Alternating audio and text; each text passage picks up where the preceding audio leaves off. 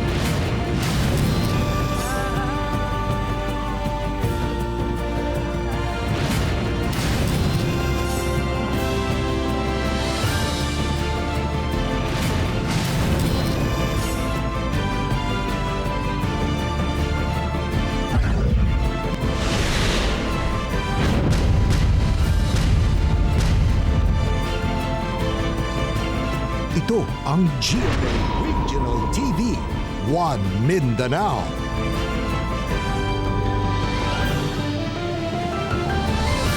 May hapon Mindanao, kini ang GMA Regional TV 1 Mindanao. Hatod namon pinakadagko og pinakulahing balita sa Mindanao. Ako si Tep Ocampo.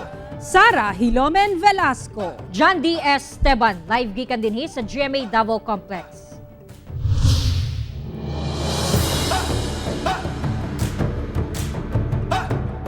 Dakong sunog biulbo sa Lupon, Davao Oriental, Sabado sa gabi kung asa mokabat sa 5 billion pesos ang gibanabanaang danyo sa mong insidente. Miabot sa second alarm ang sunog sa may Rizal Street sa Barangay Poblasyon, Lupon, Davao Oriental, pasado alas 9 Sabado sa gabi. Sa inisyal nga report sa Bureau of Fire Protection 11, upat ka establishmento ang gilamoy sa kalayo. Nitabang na ang mga bombero sa kasikbit nga lungsod aron mapalong ang dakong kalayo. Sa pagsulat ting balita, kasamtangan pa nga ginasubay ang ugat hinungdan sa sunog nga midanyo so kapin 5 ka milyon ka pesos sa kabtangan. Wala inoy natala nga nasamdan sa mga sunog o gilayo nga kining nakontrola alauna 40 Domingo sa kadlawon. Usa ka fetus ang gilabay nga napalgan sa Cagayan de Oro City. Sayron ta ang dugang detalye sa live report ni James Paulo Yap. James? Sara, usa ka bagong himugso nga batang lalaki ang napalgan nga naglutaw sa Bitanag Creek sa Barangay Lapasan, Cagayan de Oro City. Pasado alas 4 sa hapon adlawng Domingo, nakadawat og tawag ang kapulisan sa Agora Police Station nga aduna matud pay nakita nga patayng lawas sa Bitanag Creek sa Lapasan, Cagayan de Oro City. Pagresponde sa kapulisan, usa ka bagong himugso nga bata ang nadiskubre nga naglutaw-lutaw sulod sa karton. Wala nay kinabuhi ang maong bata. Sa atong bala-bala kagahapon bagito siya gilabay. Kay atong gitan-aw no, di pa man siya baho gyud unya, dili pa gud siya humukayo. Nagpasabot to siya nga dili pa kato siya more than 24 hours. Saysay sa nakakita, kusog matud pa ang ulan ni adtong higayuna ug taas ang tubig sa creek. Diri sa creek naglutaw-lutaw nga karton. Fetus pa kagikuan ba. Sulod sa karton. Sa imutan na to bagong anak ba gito? Bagong anak ito siya kay dira tayo sa unahan no. Gibana-banaan nga anaa sa 7 ngadto sa 8 ka bulan ang maong fetus ug gituuhan nga baguhay pa lamang kini gilabay tungod presko pa ang maong bata. Sa karon, padayon ang investigasyon sa Police Station 3 Agora aron madakpan og papasakaan og kaso ang responsable sa maong insidente ug gihangyo ang tanan nga adunay kasayuran nga motaho sa kapulisan. Dako ka na nga kaso no kanang kun iyang gipatay ang iyang anak, murder iyang kaso niya na. Kung iyang gipakuha, aborusyon ang kaso niya na. Basta kay kung atong mahibawan nga kung kinsa gyud gatong inahan nga nagbuhat niya to, ato gyud ka na pasaka og sumbong.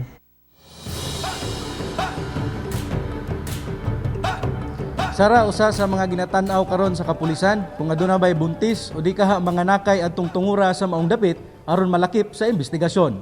Sara? Okay, dagang salamat, James Paulo Yap.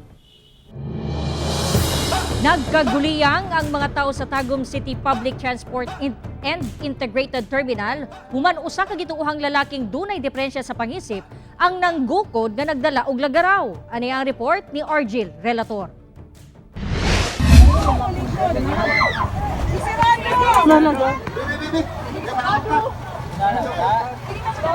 Ay, hindi ka naman kayo namugnaw. Kami lang malaki, malaw kung mga bayan ay namugnaw. Bayan, nagbangko. Hindi kayo. Ito pa mga kulata. Wala lang.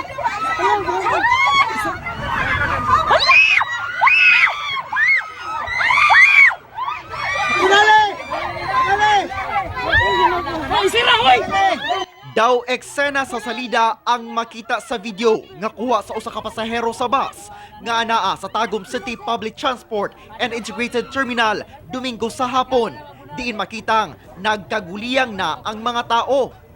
Usa ka lalaking dunay dalang lagaraw man god ang nagukod ug laing lalaki kinsa hapit niini matigbasan. Apan wa kini makontento ug parayo niining gigukod ang maong lalaki. Bunali! Sa kahadlok sa nagvideo, gipasirad-an niini ang pultahan sa bus samtang makita ang parayong pag-apas sa ubang tao sa duha ka lalaki.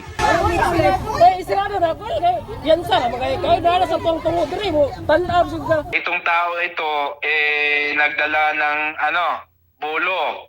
Tapos may nagpacify sa kanya na mga concerned citizen.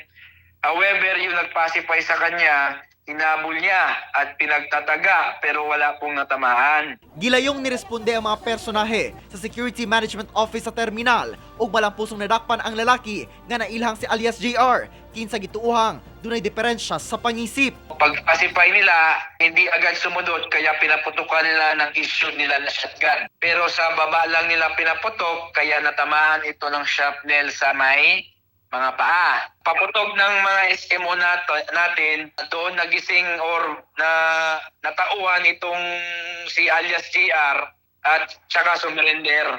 Ana pa si alias JR sa Davao Regional Medical Center ug nakatakdang pasakaan og kasong alarm and scandal. Ako si Argil Relator para sa One Mindanao. Mga vendor nga hilabihang naapektuhan sa pandemya sa COVID-19 sa Island Garden City of Samal makadawat og pinansyal nga hinabang gikan sa kagamahanan. Ani ang report ni Sheila Vergara Rubio. Nagsarado ang sari-sari store ni Jocelyn Olong, taga Peña Plata Island Garden City of Samal tungod kay dili nakasugakod sa kapait bunga sa pandemya sa COVID-19. Busa wala na niya girenew ang business permit niini ug naninda na lang daplin sa kalsada kung asa arkabala og pahinungod sa tag-iya sa yuta lang ang iyang gastuhon. Nagsari-sari store ko dito sa akong tindahan. Karon dili na nang makuan kanang wala na jud to ka recover ba nga pirti nang kuana. Manang himbalhin ko diri ko nagmaruya kay murag arang-arang makapalit mig bugas. Ang Samal LGU pinaagi sa suporta sa national government. Nag-evaluate karon og mga market ug street vendor kinsa hilabihang naapektuhan sa pandemya aron mahatagan kini og ayuda. Gibana-bana ang usa ka gatos ka mga vendor ang makadawat og financial assistance nga nagkantidad og 15,000 pesos matag usa. Sa mga street vendors and sa ato ang mga bag-o umapod, nagahatag pud sila og mga tawag ani ayuda. No? Gawas siyempre ang dole, dakong tabang po ng dole through the Tupad program. Karong semanaha, gilaraw sa City Social Services and Development Office nga maka-finalize sa listahan sa makadawat og financial assistance. 100 plus nga maka-avail, no? Siyempre ka mga vendors man atong gina-evaluate nga na-maka-avail from Babak District, no, mga taga-Palengke, sa Peña Plata, sa Kaputian, including Talikod, kay Loy mo po dito. Kauban si Melchor Awing sa kamera. Ako si Sheila Vergara Rubio para sa One Mindanao.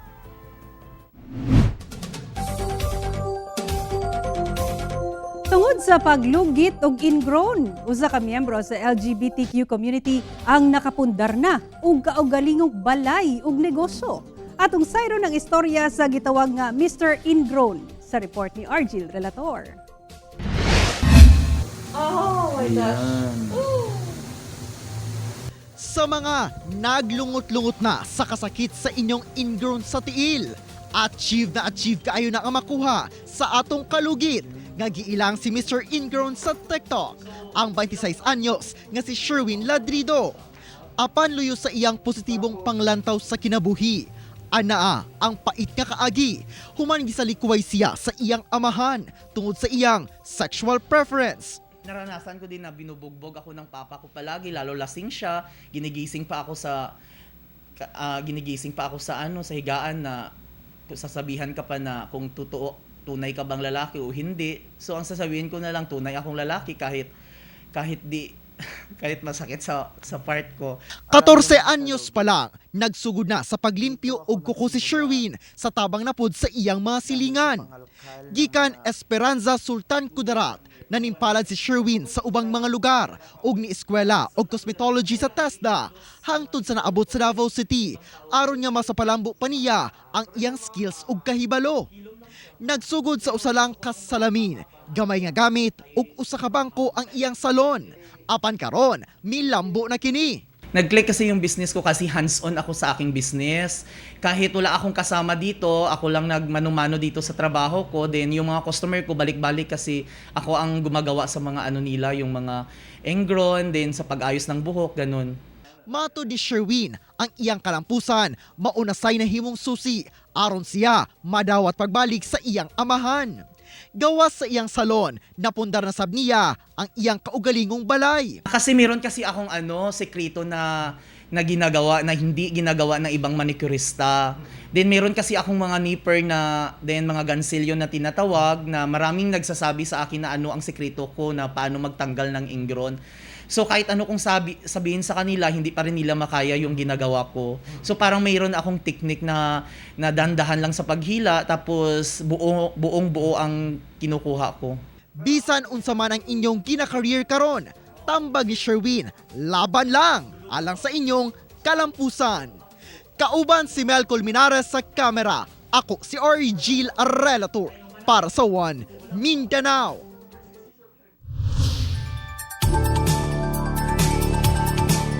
Pipila ka lugar sa Cagayan de Oro City ang nakasinati og pagbaha human ang sagunson nga pag-ulan sa lugar. Samtang spillway sa Buongon, Bukidnon maagian na human ang nasinati nga pagtaas sa tubig. Ani ang report ni Cyril Chavez. Dakong bulog sa tubig ang makita sa video nga kuha sa usa ka netizen sa Zone 1 Barangay Agusan, Cagayan de Oro City. Kita sa video ang kakusog sa sulog sa mong baha nga gikaalarma sa mga residente. Mayo na lamang walay natala nga nadisgrasya atol sa mong pagbaha. Kinisabang kuha sa usa ka netizen sa may dalang Osmeña Extension kung asa hinay-hinay na pundo ang tubig baha sa kadalanan. Sa sulod nga bahin sab sa mong lugar, makita nga anana sa may bagtak nga bahin ang kataas sa tubig nga misulod na sa pipila ka mga kabalayan. Susama sab ang hitabo sa barangay Makasandig sa lugar kung asa kita sa hulagway nga gi-upload sa netizen nga natabunan na og tubig baha ang tibok iskinita sa lugar. Samtang sa Baungon, Bukidnon adlawng Domingo, nabalik na sa normal ang dagan sa tubig sa spillway sa barangay Buenavista. Hinungdan nga nagamit na kini pagbalik sa mga residente. Nahimong problema ang mong lugar alang sa mga residente, kini human nga paspas misaka ang tubig tungod sa nasinating ulan. Aduna na lamang pipila ka mga punuan sa kahoy ang nahibiling nasangit sa mong spillway. Sigon sa Pag-asa, nga ang nasinating pag-ulan-ulan sa milabay nga adlaw kay hatod sa Intertropical Convergence Zone o ITCZ nga nakaapekto sa dakong bahin sa Mindanao. Karong adlaw, lauman ang pag-ulan ug posibleng kusog nga hangin sa Davao Occidental, Surigao del Sur, Davao City, Davao del Sur ug Davao del Norte. Ang atuang bulan naman sa Setyembre, expected nato nga aduna kitay 2 or 3 ka tropical cyclones or bagyo na posibleng mosulod sa atong Philippine Area of Responsibility. Ako, si Cyril Chavez para sa One Mindanao.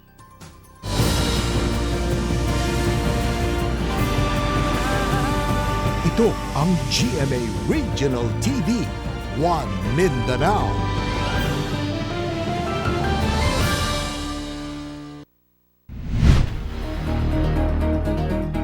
Labing taas na sab nga kapin 20,000 ang new COVID-19 cases sa Pilipinas karong adlaw. Record high na sab sa 22,366 ang new COVID-19 cases sa nasod karong adlaw. Busa bisa ka sa 1,976,202 ang total COVID-19 cases. Sa Mindanao, 30,971 ang confirmed COVID-19 cases sa Region 9 nga dunay 948 active cases. 57,511 sa Region 10 ug 11,945 ang aktibong kaso. 67,615 sa Region 11 nga dunay 11,543 ang wala pa naayo. 36,279 sa Region 12 ug 4,505 ang active cases. 29,587 sa Region 13 nga dunay 2,979 ang aktibong kaso ug 10,341 sa BARM nga dunay 635 ka aktibong kaso. Anana sa 50% sa target sa Davao City LGU ang nabakunahan kontra COVID-19. Samtang buot panining dugangan ang vaccination sites aron makabot ang herd immunity karong Nobyembre. Ano i-report ni Sheila Vergara Rubio. Adunay 88 ka vaccination sites ang syudad sa Davao ug matod sa Davao City LGU. Madugangan pa kini sa mamosunod nga adlaw ilabi na nga adunay mga moabutay nga laing hugna sa supply sa mga bakuna. Possible pag madungagan, even as we speak, meron na tayong more sectors that are opening and also more vaccination sites by the City Health as well.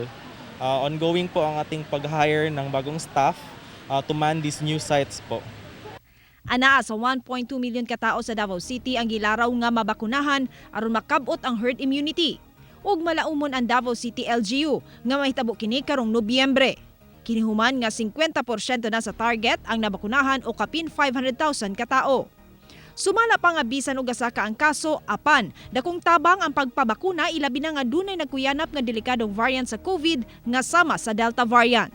So the reason why ginaapas na to ni because as you can see we're already having a surge of COVID cases. So you want a lot of our citizens to be already vaccinated, to be protected po. Nagabakuna karon ang kagamhanan sa nagkadang lugar sa Davao bisan Sabado, Domingo o holiday. Niadtong Sabado, adunay mobile vaccination sa Turil nga gipanguluhan sa mga alumni sa St. Peter's College of Turil. Dili lamang mga alumni ang mga nakabenepisyo, kung dili midawat usab kini og walk-in. Nagadawat mi og walk-in ang mga nagpa-vaccinate diri mga anak, mga helpers, mga tao, mga trabahante sa mga alumni sa St. Peter's College. Kauban si Melcher Awing sa kamera. Ako si Sheila Vergara Rubio para sa One Mindanao. Vaccination site nga gidumala sa Department of Health Region 10 sa usa ka mall sa Cagayan de Oro City ang gidumog og mga tao.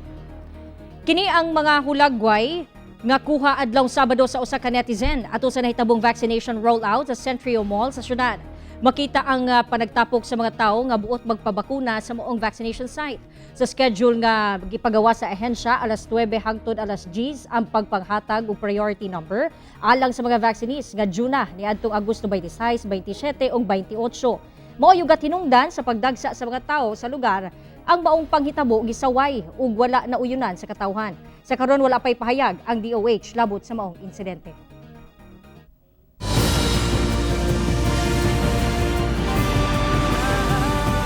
Ito ang GMA Regional TV, One Mindanao.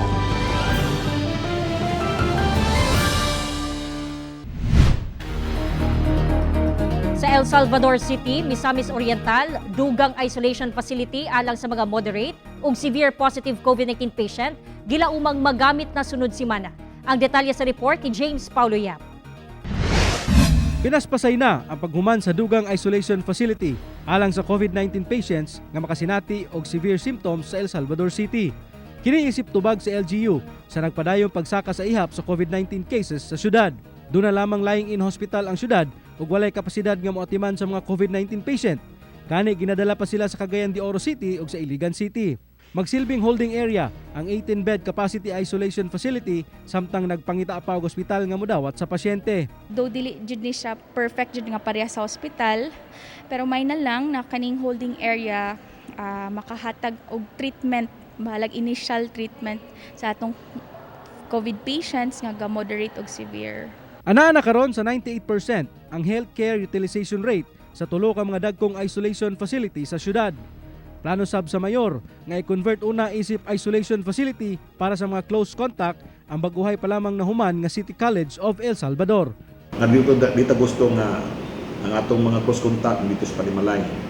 So kung wala nang giwalain yun na atong tanang positive kinalan masulod din nato sa quarantine gikan sa mga close contact. Padayon sab ang panawagan sa otoridad sa mga tagnipanon nga magpabakuna na aron malikay sa grabing epekto kung mataptan sa maong sakit. Kauban si Makoy Sempron sa kamera. Ako si James Paulo Yap para sa One Mindanao. 22 ka mga bagong kaso sa COVID-19 Delta variant ang natala sa Davao Region, din pinakadaghan ang gikan sa Santa Maria, Davao Occidental. Samtang Zamboanga City, nagtala na usab og 5 ka kaso sa mong variant. Anang report ni Argil Relator. Miabot na sa 50 ang kaso sa COVID-19 Delta variant sa Davao Region. Human 22 ang nadugang sa ihap. Matod sa DOH-11, pulos local cases kini kung asa ang pinakadaghan gikan sa Santa Maria, Davao Occidental. Partikular sa tulo ka barangay nga mao ang Pungpong, Kinilidad ug Poblasyon. We're looking at patient or bisita nga gikan sa laing province or sa laing region.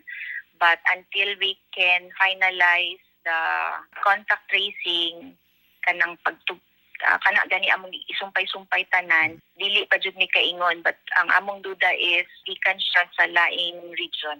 Una na ipailawom sa enhanced community quarantine ang lungsod tungod sa pagsaka sa COVID-19 cases. Gipailawom sab sa usa ka semana nga hard lockdown ang mga barangay Kinilidan, San Antonio, Dato Daligasaw, Buka, San Agustin ug Poblasyon hangtod Martes, August 31.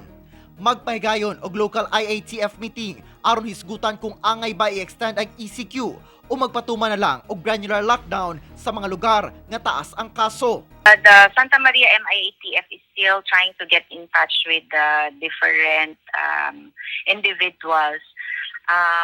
The plan is to re-swab na lang because nakauli na gid ni sila. Samtang laing tulo ka lugar sa rehiyon ang nagtala na og unang mga kaso sa Delta variant. Sa Digos City, Davao del Sur, tulo ang natala ug tag-usa sa Magsaysay, Davao del Sur ug Samal Island. Samtang tag-upat ka mga kaso ang nadugang sa Davao City ug Samati City sa Davao Oriental. Sa Zamboanga City, 5 ka unang kaso sa Delta variant ang natala nagikan sa usa ka opisina ug natakdan ang ubang miyembro sa banay. Anaa na sa isolation facility ang mga pasyente ug padayon ang contact tracing sa LGU. Ako si Argil Relator para sa One Mindanao.